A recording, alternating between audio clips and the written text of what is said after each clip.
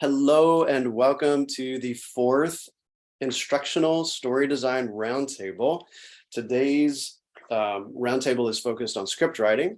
All of our roundtables are focused around the principles of instructional story design, which is my book, which I'm really happy to say is still in the top 5 of ATD Press's bestseller list. So I'm thrilled, beyond thrilled, that instructional designers are taking storytelling to heart and really using it to amp up their training and make it humanized. The first page of the handout, so if you have downloaded the handout, go ahead and have that up on your screen. You can type right into it as we go through it. Gives you a little bit of background on what the roundtable is and then what today is all about. At the School of Story Design, all of our focus is to impact every aspect of the instructional design process and also the leadership function of the learning, the leadership of the learning function, how to communicate with other people, how to advocate for the learning department of your organization. So without further ado, let's get started in on script writing, because that's what we're all here for today. I'm going to be sharing with you the story design way of script writing. There's a lot of stuff out there about, oh, you should do this and this and this, and that's wonderful, but we're going to look at the story design way of doing it. And we're going to look at a great way to get started with your script writing, and also a great way to analyze what you've written and evaluate and take it up to the next level. So it's quite a bit to cover, but we can do it. If you're watching the recording, you can download this handout on the button right underneath this video. So let's look at page number 1. At the very bottom is the story design model. And those of you who have read the book, are already familiar with this model, where we have story and we have the action that we want people to take. Then we have this gap in the middle that we need to fill. So the first thing we're going to fill it with are the 2 elements of a story that must be present in any story for training. What are those 2 elements? One is relatable character. Yes, David, relatable characters. So put that here. I'm going to cover up the other answer. There we go. Put that over there on the left. So relatable characters. And we use the term relatable because our audience, our learning audience, has to in some way have empathy for the characters that we create in our stories. So that's the first element. What's the second element? It says strong conflict. Yes. Did you say that, Trim? Yes. Awesome. Yes, strong conflict. So relatable characters plus strong conflict. These are the 2 story elements that must be present in any story for training. I use the word strong because for a number of reasons, but one of the reasons is I want to remind us that we have to have it. We have to have conflict in our stories. Secondly, it needs to be as strong as possible. All right. So relatable characters plus strong conflict. And when you put these 2 elements together, what does this produce in the person, in the learner, in the person who's reading, watching, listening to your story? A desire for resolution. Boom, boom. Yeah, a desire for resolution. And you guys know this inherently, right? You're watching a story, you see the characters, you feel for them, and they're in conflict.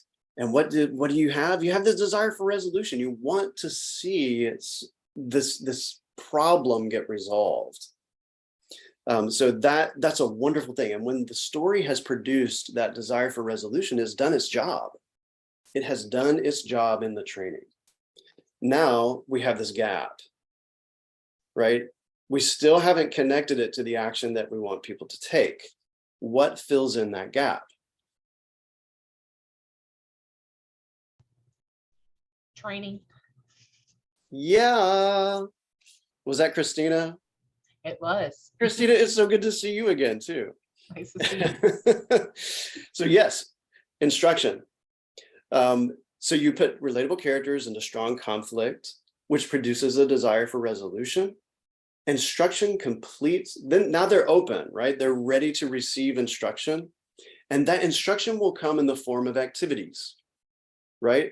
Activities that are based on the story that you just told, where they can use their senses of observation and problem solving, and you can give them feedback on their choices. All right, and then that produces, now they're ready to take action on what you're training them to do. That's the story design model. That's the heart of it all. This is the heart of the whole book. That's the heart of the whole process. Now, to get to a point where you're ready to create that story for training, yeah, it's going to take some, that's what we're going to work on today. We're going to work on script writing. So where do we get relatable characters from? In our analysis in instructional design, where do we find, how do we know what characters are going to relate to this audience? What do we have to do? What do we have to create in order to know that? Is this the discovery stage? Like, I mean, Yes. you're figuring, okay. Yes, so we're in the discover stage. So I call what you might call an analysis in instructional design corresponds with this stage in instructional story design called discovery. And so as you're doing the analysis of your audience and of the learning objectives, you're also looking for that story. And part of the story that you're looking for is those characters. So when you're creating relatable characters, when you're doing your analysis in instructional design, you should already be creating an audience profile of your learners. So where do your relatable characters come from? Well, if you have an audience profile, you glean from that, okay, what is this audience going to really relate to? That's where you get your relatable characters. So create an audience profile, get to know them beyond just what they already know, which is good. Because if they already know what, if they already know what a social media post is, you probably don't have to go into defining what that is, right? You can skip to description or example, or better yet, give them practice on how you want them to post appropriately on social media. Okay, so relatable characters from your audience profile, you all also want to know, like, what are their circumstances at work? How are they reacting to those circumstances? What do they fear? What do they value? What do they do in their spare time?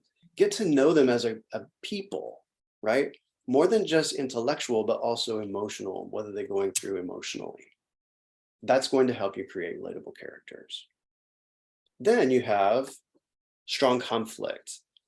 Where do you get that conflict from? You've got to put those relatable characters in conflict with something. It can't just be random, right? It's got to be tailored for this training that you're creating. And that comes from your action list.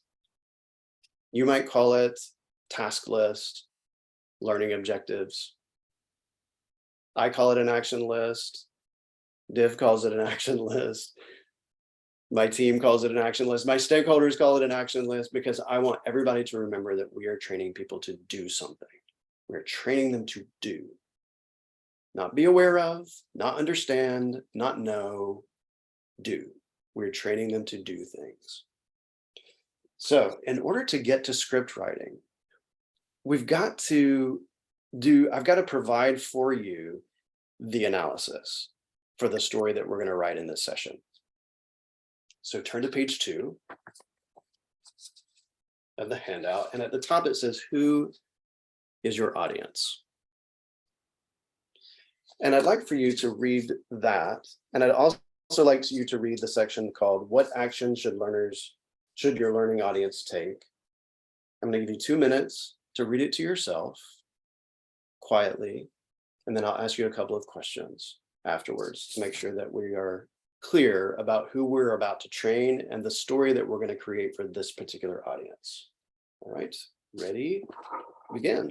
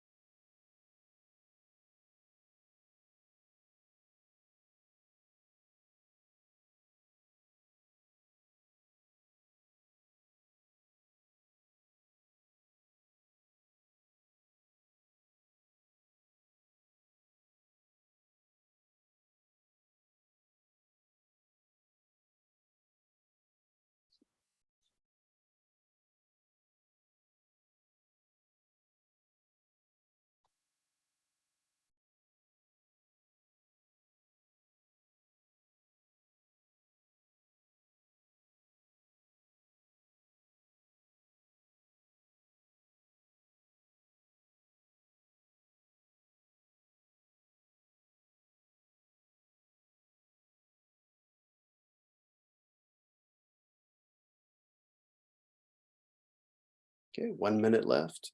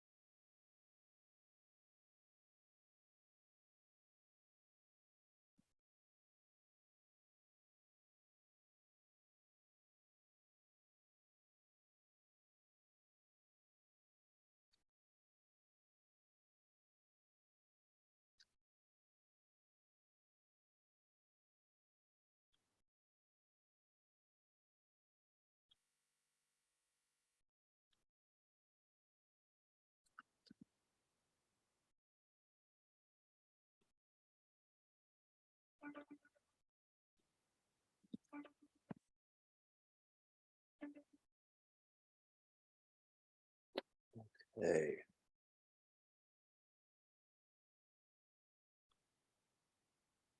How long have you, how many sessions have you been to where there was 2 minutes of absolute silence? That was kind of nice, right? Okay, so I would like to ask you, first of all, what are we training these people to do? Just in a word or a phrase. You can type it in the chat if you'd like. What are we training these people to do? Collaborate in problem solving. Collaborate effectively. Yep. And even more specifically, like facilitating that process, right? Hmm. Facilitating that collaborative process. Very good, collaborative problem solving. Cool. Oh, Michelle, it's so good to see you here. How is this audience feeling about doing this action right now? Nina, good. Not keen. Yep. Frustrated, reluctant, hesitant, not sure, anxious, not happy, stressed. Yeah. Okay, good. So I think that you have good. Oh, Kristen, it's so great to see you too. All my past workshop goers. So good. I think you have a good solid grasp then on who our audience is and what we're training them to do. You have to know these two things. And if you'll notice the action list, if you read through it, all those actions are observable actions. You could watch somebody do all of those things, and they're in a logical order. They almost unfold like a story, right? Because they're in sequential order. All right, let's turn to page 3. Now that we know who we're training and what we're training them to do, that's the analysis piece, right? You should walk away from your analysis with that information in hand. Now that can take you into the design phase. And already some of the design has been done for you so that we can get to script writing. So I'd like for you to take a minute and a half to read page 3, relatable characters. The relatable character here is Layla. I'm going to just read her description and then read the setting and the context, right? And begin.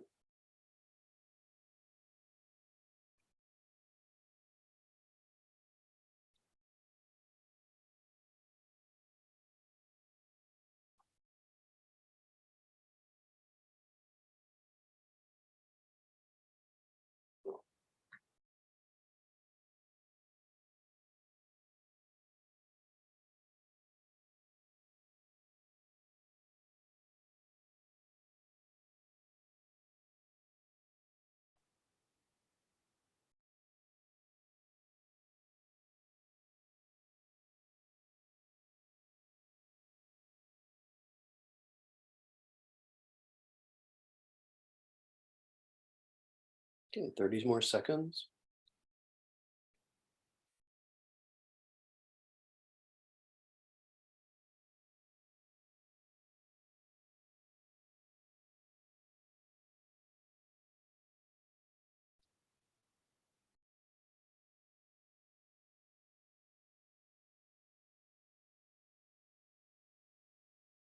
All right.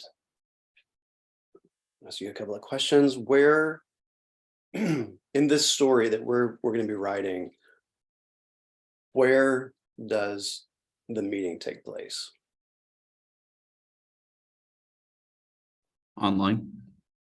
Yes, it is a virtual, good guys, virtual meeting. What problem are they trying to solve for in this particular story? Company Yes. turnover. Yes, yes. High turnover, employee retention, high turnover, good. And how does Layla feel about this meeting? Anxious. Nervous, hesitant, anxious, good. Not prepared, not confident. Cool. So these are reflective, right, of who our audience is as well. They are feeling pretty much the same way. And so this character should relate, right, to this audience. And the situation should also be very relate to it as well. Right, it does not help that she does not feel equipped. Good, Christine, yeah. Best use of time, good, yeah, that's a good point to bring up too, Damien. Like she feels like this is kind of infringing on her time a little bit. Courtney, she's winging it, good. Good, seat of her pants. Yeah. Okay, so the first step in script writing, and this seems a little bit silly because it's almost like a Mad Libs. You're filling in the blank. But if you look at the bottom of page 3, write the story premise. This is a story about, and you put the name of the character and their position at work. So in this case, it's Layla, a senior professional who is struggling to, now if you go back to the action list on the previous page, you have these 9 actions that people are supposed to take as a result of training. We want to put Layla in conflict with all of these actions. So I put the very top one, facilitate collaborative problem solving, right here at the top. I put that in the second blank because that's going to cover all of these. Now it's possible that you just want to train on 3 of them. So you would put those 3 actions in that blank, right? For our purposes, we're going to try to cover all 9 of them, not in this session, but ultimately for our story. All right, good. So that's a story premise. So any questions so far about, audience profile, action list, writing a character description, or the setting or the context or the story premise? Any observations or questions that you'd like to say or ask? I'm just excited for the next page. I peeked ahead. Okay. Yes, Giselda. Thank you, David. A question. So here you say facilitate a collaborative problem solving, but in the setting context, it was to kind of solve the problem of Retention. retention. Thank you. Right. Yeah, so I'm a little confused there. Right. So thank you for bringing that up. So if we look on page 2, who is our audience and what are we asking them to do, right? We want them to be able to facilitate collaborative problem solving. That's what we want them to do by the end of this training. Our story needs to give our relatable character an opportunity to do that, to facilitate collaborative problem solving. So our story has to be about that. It has to be about facilitating collaborative problem solving. So her group has to be solving some sort of problem when they come together, and they've got to be able to do that collaboratively. I just chose turnover as the problem that they're going to be solving. Does that make Right. sense? So it's not about solving the actual problem, which is the retention. It's about solving a problem of getting people together to learn how to collaborate, That's right. right? That's right. Okay. That's right. So it's like if you're training somebody to bake, well, they've got to bake something, right? So you have to choose something that they're going to bake. In this case, they need to facilitate collaborative problem solving. Well, they've got to solve some problem in our story. And so that's what we're going to be solving for. Thank you so much for clarifying that, Giselda. Does that answer your question? Okay. All right, page 4. This is the tool that I have found, especially in our workshops, that gets people up quickly onto their storytelling feet. And so we're going to spend a majority of our time looking at this, and then also looking at some script writing best practices. So the show the action table. I love that name because it helps us to focus in on that we are showing action, not telling about action. So I have taken the first 3 items from our action list, set expectations, tell the group, and ask each person to write down what they think the cause of the problem is, here on the right-hand side. Right? Nothing's going to change there. That's what we're training people to do. Now, these blanks represent the story content. So in this middle column, next to the first action, set expectations, say each person must contribute and listen actively to the ideas of others. Layla, our main character, is going to do something in conflict with this.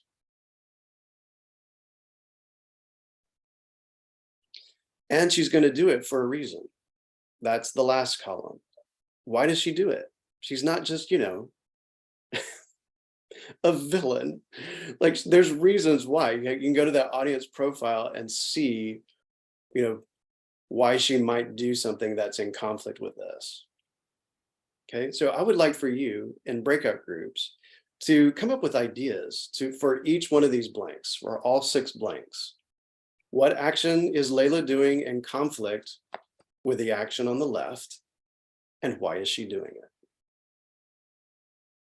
And you don't have to come to consensus on this. I just want you to share ideas about what those conflicting actions might be and what her motivation might be for doing them. Do you have any questions about this assignment?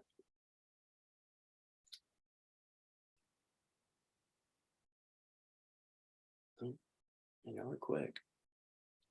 Okay, so we have about 40 people, and I'm going to divide you into, and this is where my math goes right out the window. Okay, so let's do 8 groups. Okay. 8 groups. I'm going to give you 8 minutes to fill in those 6 blanks. We'll come back, we'll discuss your answers, and we'll move on from there. I'll see you in 8 minutes.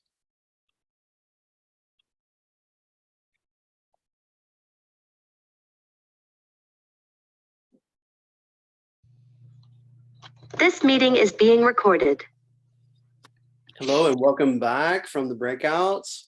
Let's hear what you had discussed. So for action number 1, set expectations, say each person must contribute and listen actively to the ideas of others. So you're welcome to unmute yourself and talk to us. You're welcome to type it in the chat. What did you put as the conflicting action for Layla? Well, one of those was because obviously Layla is actually in the opinions of 2 or 3 people, not actually everybody. So, it's kind of, well, in the interest of efficiency, why don't we just say from, Steve and Anne, because they really know this subject. Okay, so she says you can get. Yeah, good. She is distracted because she's getting an important message of her family emergency. I'm glad you put that in there, Katerina. We'll talk about that.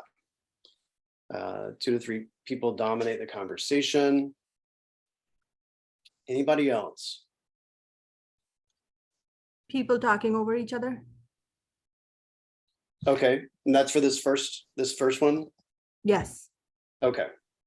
So it's not her action per se. It's she including others, kind of talking over each other.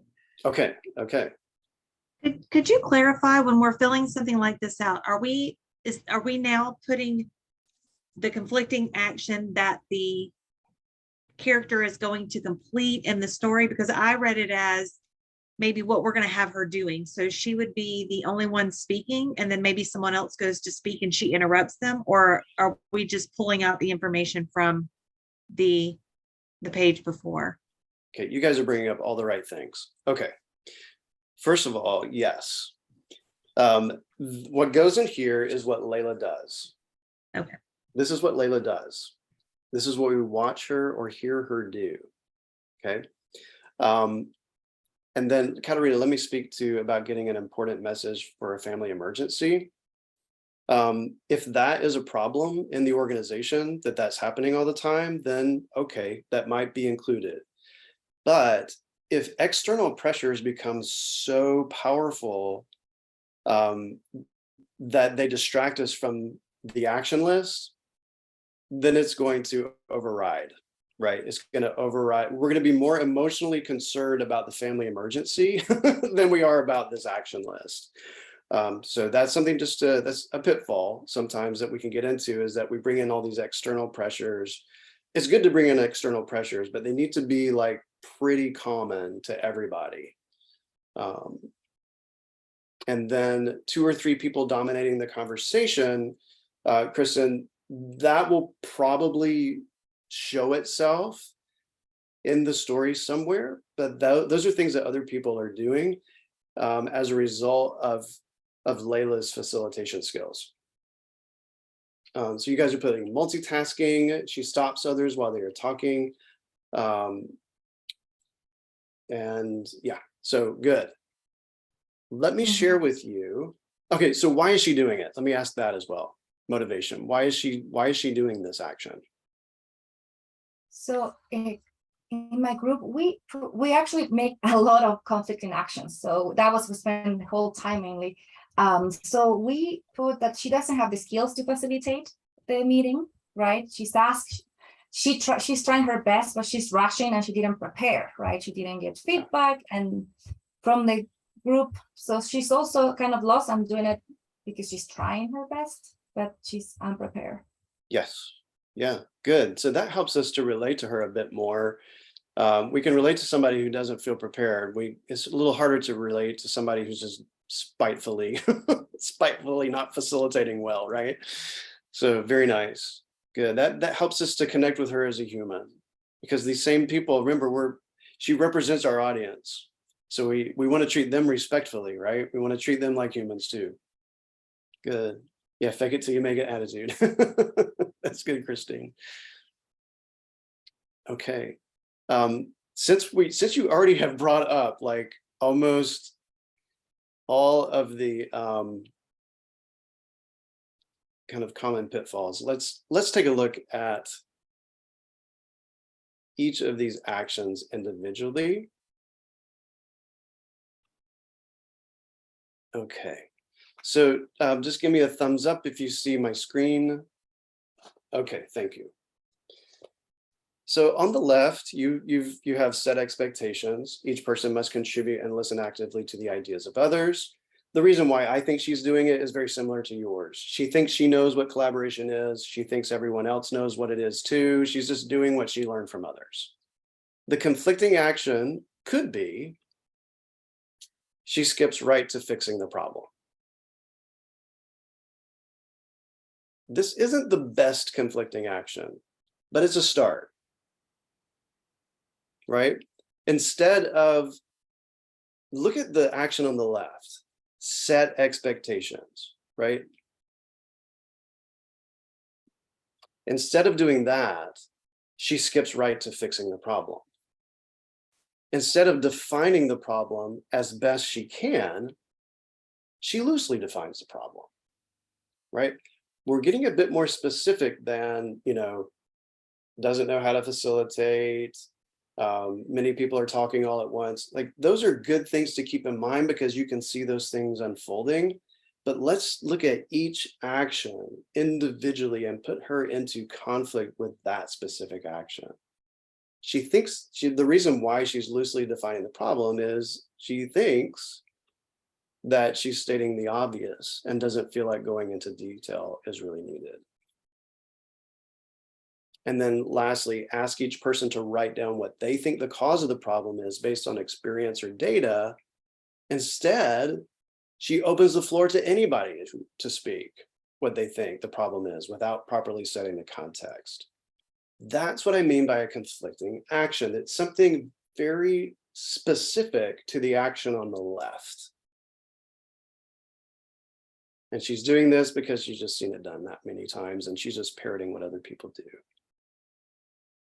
Now, as I mentioned at the beginning, these probably aren't the best conflicting actions, because right now, if I were to just read down this middle column, the story would read like this. Layla skips right to fixing the problem. She loosely defines the problem, opens the floor for anyone to speak about what they think the problem is without properly setting the context. Now, that's a good place to start. But what if we were even more specific? Are these really observable actions in the middle? What do you guys think?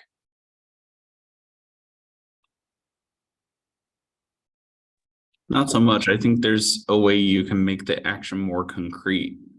Yes, that's a great way to put it, David. So to put you on the spot, what would be a concrete version of skips right to fixing the problem? I guess my first thought would be to tell someone what her idea of the problem is. Okay, that might. So set expectations. Each Well, I person guess must that's- contribute. Yeah, I guess that's more to the second row. To the second row, right? Yeah. Let's see. An observable way to skip right to Now you're thinking in the right way. An observable way to skip right to fixing the problem. Something and think of this, something she does or something she says. What about in our group when we came up with the idea of she actually calls out the people that are dominating the conversation and asks them for their feedback, knowing that they're going to dominate? That might be an action that you could portray on screen to say, I don't know. No, that's good because it's in conflict with the idea that each person controls. Those are the expectations she's supposed to be setting. So that's what we need to be in conflict with anyway. That's right. That's Or good. she could walk That would be in conflict with number 3, right? Good. Go ahead. I was just saying she could walk into the room and point at a whiteboard that just has the word turnover on it and say, okay, we're here to solve this. And just point, to the word. Great. Yeah. Great. Yeah, that would be a great thing for number 2, or it could be number 1 too. That's great. For number 2, I was thinking, well, I think my group and I thought of like let me look at what we wrote. I'm sorry. That's okay. She's gonna give like a vague description about the turnover issue. Like she's not specific enough. Yep. That's good. Yep. That's very similar to this. Loosely defines the problem. She's vague about it. Lee says, maybe she says, anyone got ideas?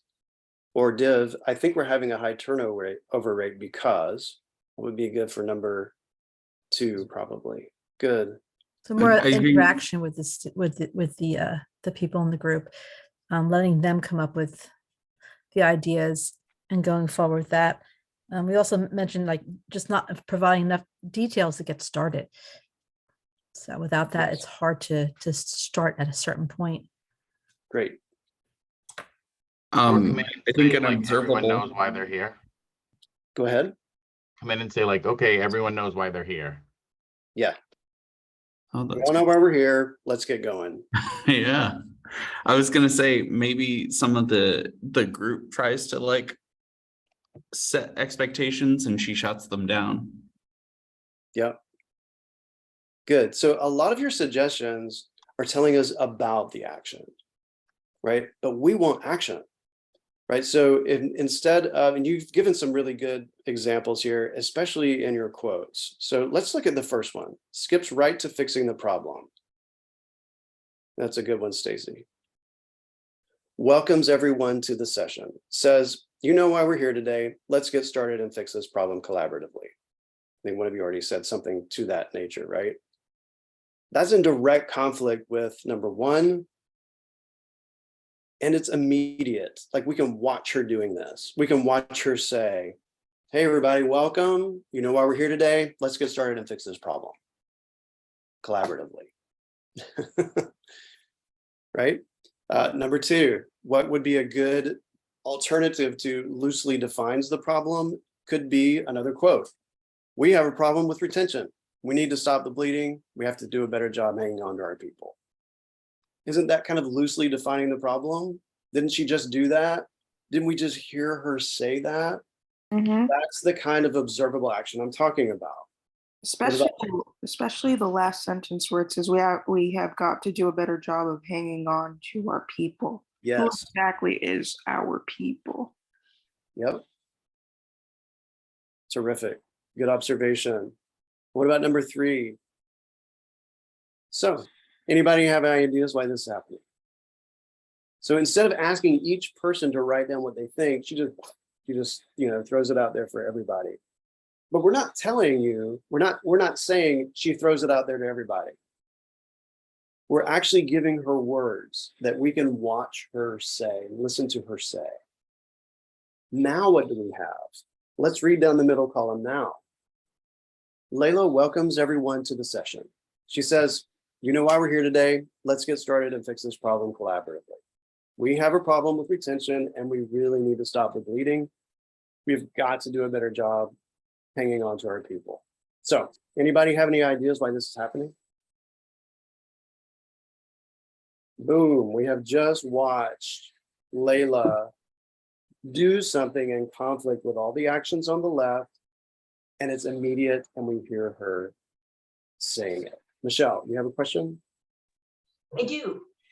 So when I look at conflicting action, and as I think to what we discussed in our small breakout group, is the idea that the best illustration of what we want to do in our story is to conflict with the goal, like to be against the goal, or is the best idea that we should be aligned with the goal, just showing, not telling? Or is there a magic sort of mix of both? Like, is it because you can make her the villain or you can make her the hero of the story if you want to boil it down to that. Is there some way that learning comes across better if we choose one path or another? Yeah. I have a comment on that because my company is very much against showing the conflict in the beginning. They really want everything to be positive in our stuff. So that's a really, I'd like to hear your input on that. So if we look back to our model, relatable characters and strong conflict will produce a desire for resolution. If you remove one of those, you remove the desire. There's really no reason to stay with the story. You're telling me everything is going great, good for them. I don't really care anymore. Nice, it's not a story. That is, smooth sailing. So it is a struggle that a lot of instructional story designers have because their companies want everything to be all smooth and everything. You just won't get the results. People will not stay with the story because there's no desire to. If there was no conflict in the movie that we were watching, or we would be like, this is so boring. I am so out of here, right? So the same thing is true here. You have to have the conflict, but what greater way to put them in conflict than with something that is very specific to what you're training them on? And that's what this table is so good for. So JP, you're getting into instructional story design kind of like later in the process. Yes, resolution can come, but it can't come before the training. The training has to happen first. Yeah, David, that's right. That's the ending of the training, really. That's your feedback. That's the feedback in your activities, which we don't have time to really go into here. There's a whole workshop on that. So I want to share with you, I hope that addresses some of your questions. There isn't a really happy answer to that question if your company is like, no way can we ever have conflict. It really is, you really do have to have it. Okay, I want to look at, where are we on time here? We have 10 minutes. So I want to look at the next 3 on our action list. And here are some of the conflicting actions that I've chosen. After 2 people share what they think the problem is, Layla jots down their suggestions and moves on. Now, I could make that a lot more specific, but you'll see the results of being kind of general. Layla affirms the 2 suggestions and is ready to open the floor for suggestions on how to fix them. Pete offers another idea, but she dismisses it. You can see how these are in conflict with the actions on the left. And then lastly, Layla tries to get agreement on the 2 suggestions that have already been made. So I'd like to get into actual like story writing. So here is an example using what I just wrote in the show the action table. Just take a quick minute to read through this story. Actually, David, would you mind reading it out loud to us? Did you say me? David Young? Yeah, absolutely. Jolene said that from her experience, it was just that the new hires didn't have good work ethic. She suggested that they needed too much hand-holding. In her opinion, it was definitely a hiring issue. Daniel said that he felt that onboarding was an issue. After all, people were leaving soon after being onboarded. Layla was glad that her colleagues were participating. This felt like progress. She wrote these 2 suggestions in her Word document. With enthusiasm, she told the group that these ideas were a great place to start. Pete interjected with an idea that people didn't leave companies, they leave managers. The group fell into uneasy quietness for a moment. Layla wasn't sure what to say. She didn't want to lose the momentum of the meeting. Pete humbly suggested that they review data from the company's last culture survey or exit interviews and asked if they had access to that. Layla had another meeting coming up and felt pressured. Everything seemed tense. Layla told Pete that they didn't have time to go into the data at this time. She asked the group that if they had any other thoughts. Thank you, David. So so we're going to have a game at the end of this session, by the way, and a contest. So, but I don't want to shortchange the content. So we're going to go right up to the top of the hour with script writing, and at the top of the hour we will segue into the game. If you have time to stay, great. We're going to have prizes, so free workshops. So stay if you can. All right, so let's take a look at this. What's your reaction to this story, first of all? Is there anything here? Okay, so Leah says it's kind of boring. Yeah, I would agree with that. Michelle, it needs some dialogue. Yes. What else does it need? Christine, too much narration. Yeah. Don't tell no show. What else?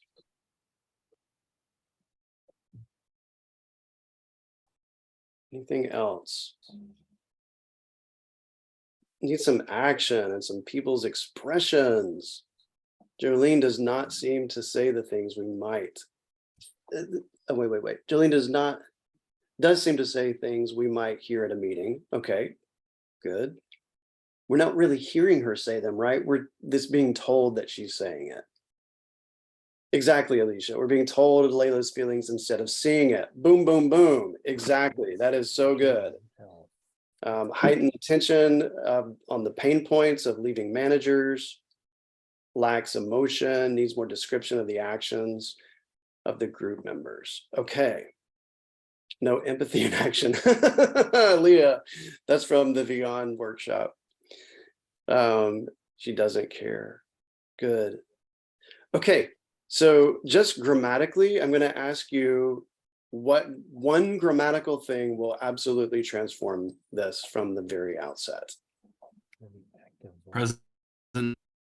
Yes, present tense. Present tense, yeah. So if we see, there's something about something in the past tense that already kind of decreases our desire for resolution. But if it is in present tense, it's happening right now. So just by changing that, Jolene says that from her experience, it's just that new hires don't have a good work ethic. See, already we're like, oh, we're in the room kind of hearing, not really hearing what Jolene says, but hearing about what she says in the current present tense. So we make that change. Always write in present tense, always write in present tense.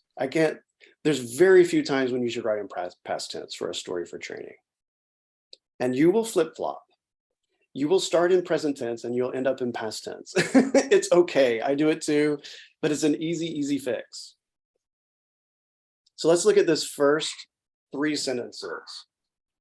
Jolene says that from her experience, it's just that new hires don't have a good work ethic. She suggests that they need too much handholding. Her opinion, it is definitely a hiring issue. So I think we can go to Christina's and other yes, turn it into a direct quote. Exactly. So if we were to do that, it might look something like this. Jolene starts, from my experience, our new hires don't seem like they are able to keep up. Maybe it's their work ethic. They need way too much handholding. Layla types as she clarifies. So we're talking about a hiring issue. Exactly, Jolene nods. Is it a bit more exciting now? Can we see them doing these things a lot more clearly now? And notice also, instead of saying just Jolene says, like use those little words. Jolene starts. She's the first one to speak. Layla types as she clarifies. Jolene nods. Okay, so you can get rid of the says, exclaims, those types of things, and use those as opportunities to further define what action is happening. And we could do something very similar with Daniel's next thing, where Daniel says he feels, okay, Daniel says that. You see that word that as an indication, okay, we can show something here. So instead, it could be Daniel chimes in. People are leaving soon after they are hired, etc. Right? Now it's a quote. Now we see him and hear him saying it. Let's take a look at the next part here. Layla is glad her colleagues are participating. This feels like progress. She writes these 2 suggestions in her Word document. With enthusiasm, she tells the group that these ideas are a great place to start. Now, somebody mentioned this already, and I don't remember who it was. But what are we seeing here? Being told. Assumptive voice. You're being told what someone is feeling or thinking. Exactly. So if you are finding yourself writing about how people feel or think, that's an opportunity, exactly, Stacy, to show. What do people do when they're glad? What do they do when they feel like progress is happening? A sigh of relief, I would think. A sigh. What else? When they have enthusiasm, yeah, they smile, right? So these are things that she can do that we don't just have, like, our audience is not dumb, right? They'll get it. We can show them and they'll get it and really help them to use their power of observation. So if that were to be transformed, it might be something very simple, like Layla smiles and types Daniel's idea. A problem with onboarding.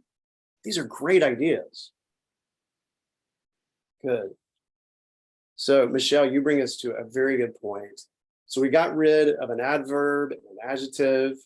That's good. We want to eliminate adverbs and adjectives. Everything your English teacher told you to do, it's don't do it. Not for this type of story. We're showing, right? So to show an action is a whole lot more effective than to describe how somebody feels or to use an adjective or an adverb. Good. Okay, so these are the, I'm just going to kind of demonstrate the next thing so that we can, yeah, Christine, I know, I know. The road to hell is paved with adverbs. I didn't know that was actually okay. So let's look at this next part. Pete interjects. You can see here's more of describing about things, Pete humbly suggests, we don't need that. And so if we could transform this as well, it might look something like this. So starting up here with Pete interjects. Layla, do we have data from the company's last culture survey or exit interviews? Might be other reasons. I wonder if there might be other reasons. The saying, people don't leave companies, they leave managers. No one says anything. Layla clears her throat. I don't think we'll have time to look deeply into data, Pete. I think it would help though, Pete says. Layla looks at her watch. Her next meeting is in 20 minutes. Yeah, that's a good idea, Pete. But does anyone else have any other thoughts? Okay, so in the previous version, we were like, there was tension in the air. But do we feel the tension when we see this play out? Or do we feel it, when we just show the action? I would say yes. Oh, yeah. Awesome. So on the page 5, and I apologize for going a bit over. So use the show the action table. Then on page 5, just write it. Just get it down. Use your middle column and just start writing your story. Then you can go back and revise it using some of these tips that we have just used to create a different draft of this story. Use present tense, simplify verbs that need helping verbs. If you're using a lot of was hoping, is telling, then simplify those, because it's going to be a lot more powerful to hear, Pete hopes, or, Jolene tells. Intensify the scene with dialogue. Eliminate adjectives and adverbs. Sorry, Christine. Provide selective details that help show the action, Layla's motivation, and the feelings of the characters. So clears her throat. These little details that will help us to kind of figure out what's going on in the story. Company's last culture survey, that's a little detail. Let your audience discover the action list. Don't tell them what it is.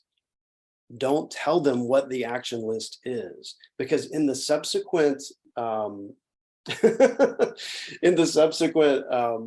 activities, you're going to give them the opportunity to self-discover what that action list is. Awesome. So now we have the version on the left, the version on the right. Which story do you want to be, consuming and training? So use the show the action table. Use it. Use that show the action table. Use that middle column from the table to start drafting the actions in your story, and then go back and refine it.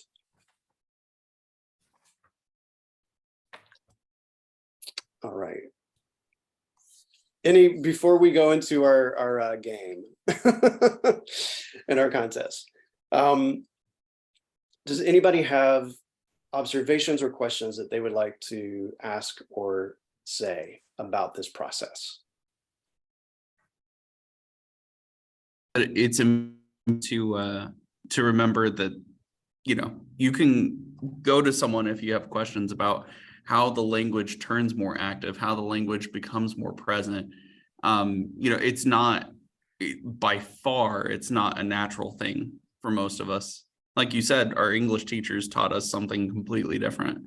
Yeah. And, I come from a screenwriting background, so this is like something that we were trained to do anyway.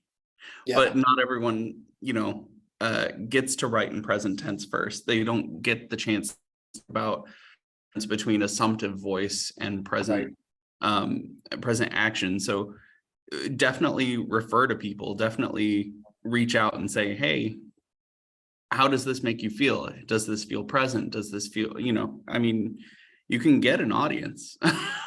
Yeah. And I think it's highly valuable to, bring people in. Yeah. And Michelle is saying, is it easier or harder to write scripts in a group versus one person writing it? You might need to take that collaborative course on facilitating, that course on facilitating collaboration. Yeah, that depends on who your team is. But a lot of times I work with SMEs to help write the story. You have to have a pretty good relationship with those SMEs in order to do that. Good. And at the bottom of page 6 are some evaluation tips. David was saying, ask these questions of yourself and of other people. Have them read your story. Do I know these characters? Do I feel for them? If so, then you've created some good relatable characters. Can I see the story unfolding in my mind as I read it? At the end, do I desire resolution? If so, then you've created some strong conflict. That's great. So if you have other questions or things come up, we have go to the course, online course, and go to the discuss tab and type your question there, and I will be happy to answer that question. Okay, it is game time, I think. High time for game time. So on page 7, you'll see a list of all of the courses that we offer at the School of Story Design. So we're going to be giving away some workshops today. All right. This inner circle thing is for people who register for 4 or more. You get a steep discount and some other perks as well that you'll see there. So if you're interested in that, just email me and we'll get you signed up for those. All right. So those of you who have your book, go ahead and hold it up because I want to get a little screenshot of all of us. You ready? Books of the Spirit. All right. Here we go, guys. Are y'all ready? Hold it up. Hold it up. Get it. It's so blurry for some of us. Okay. Smile. Yay. Thank you, guys. Okay. You might want to have that book handy because it's going to be instructional story design trivia. All right, let's go to our first question. And this is how it works. It's process of elimination. If you miss one, then you have to step out of the game, okay? You got to just be honest with me. So I'm going to share the first question with you. Don't put your answer in until I say 1, 2, 3, go. And then everybody put their choice, either A, B, C, or D. Here is the first question. In the book, a pair of high schoolers at a Boys and Girls Club perform a scene from which play by Shakespeare? Is it Romeo and Juliet, Hamlet, Midsummer Night's Dream, or Julius Caesar? I'll give you 10 seconds to think before you answer, or you're frantically looking. And then on the count of 3, I'd like you to put A, B, C, or D in the chat. Ready? 1, 2, 3, go. Okay. So for those of you who answered A, you are correct. All right. So everybody else, please don't participate anymore, but there is a chance for you to win something. So stick with me to the end. Here's the second one. So those of you who got that right, you can keep playing. Each chapter in the book begins with a story featuring 2 main characters whose names are Daryl and Jamie, Dana and James, Donna and Jim, or Damien and Jesse. On the count of 3, do not jump the gun. On the count of 3, you'll put your answer in there. 1, 2, 3. Okay, the correct answer. If you got B, you are correct. You may continue playing. Whoever put D, you would have been correct a week before publication, because a week before my manuscript was due, because a week before my wife was reading the script and said, Damien needs to be a girl and Jesse needs to be a boy. So you can imagine the number of revisions I was making a week before the script. All right, so if you're still in the game, type your name in the chat. I just want to see how many we have. Hey, oh my word. That's a lot of you. Okay. Let's go to the next one. What is the name of the restaurant that Dana and James meet at several times in the book? Is it the story grill, the stage grill, the performance grill, the question mark grill? On the count of 3. 1, 2, 3.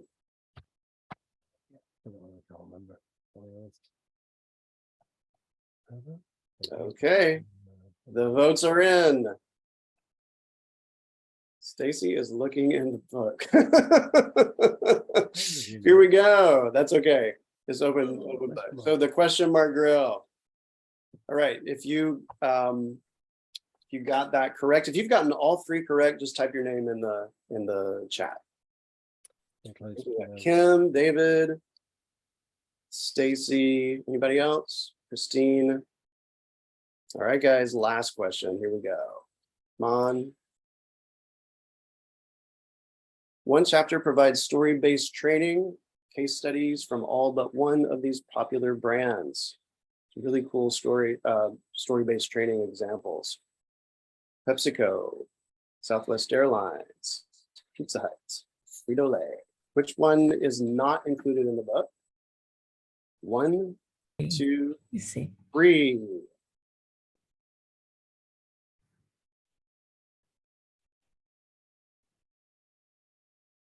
Okay, the answer is Frito-Lay is not good. My goodness, you guys are really good.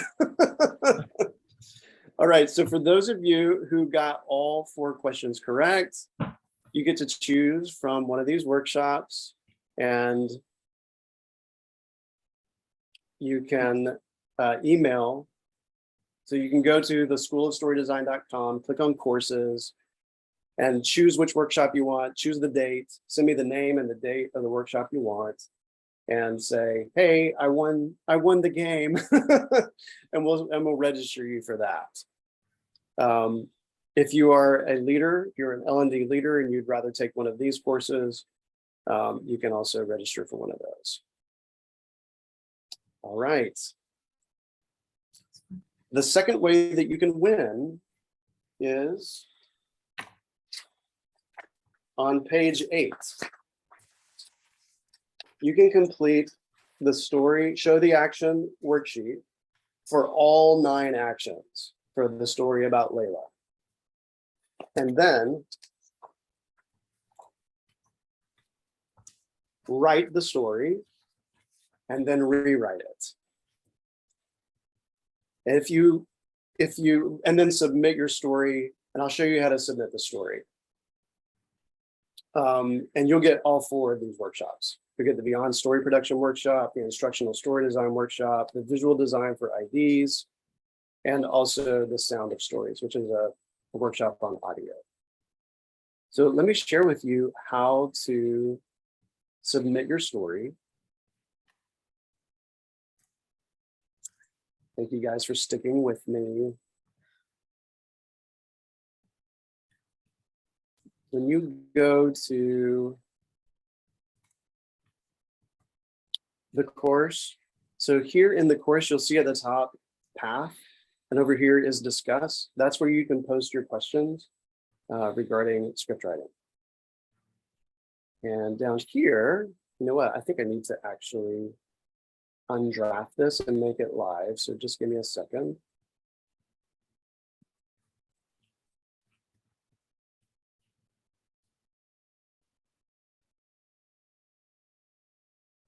Yeah, if you click on those, Christine, if you click on those thumbnails, they'll take you to that courses landing page.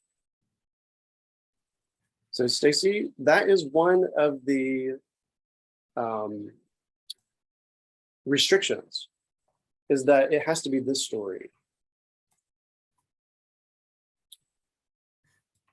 It has to be this story about Layla. We have to even the playing field a bit. You can't like go back and get something that you created that was just absolutely wonderful. But I encourage you, just do the steps. It won't take you that long. I think that you will see how quickly it can go. It has to be done by next Wednesday. Okay. It does not have to start the same way it started. No, it can start any way you want. So 2 things. One is, please tell us what you want us to discuss at the next roundtable. And that's here. the second activity in number 3. And then this is where you upload your story. I can't see where you're showing, Rance. Oh, I am so sorry.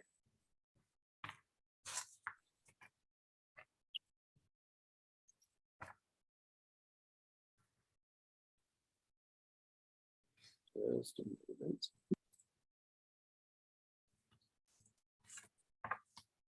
Okay, so section 3 here, take it to the next level. This is a new, if you're in the course, you might want to refresh. This will show up. There's a thank you from me. And then there's a survey. I really want to know what you want to discuss on February 22nd at our next roundtable. And then you can upload your story here on this last activity of the whole course. Just click start, and then you can go to your device, upload. You can either save your story right here on the PDF and upload it. You can write it in a Word document, whatever you'd like.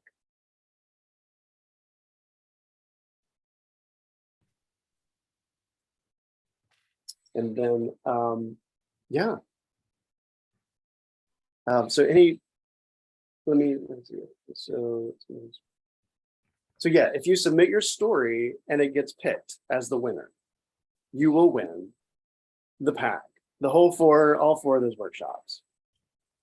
And if you've already taken one, you can, sub it out for another one. I'm pretty flexible. All right, guys, you've been very patient to wait this long. Taking these deep dives in just an hour is very tough. But I hope that you took away from this some really key practical things that you can do to start script writing. So thank you for joining me. I hope you have a wonderful rest of your day, evening, night, wherever you are. And yeah, we'll see you at the next roundtable or at a future workshop. Thank you. Bye. Thank you, Rance. Thank you, guys.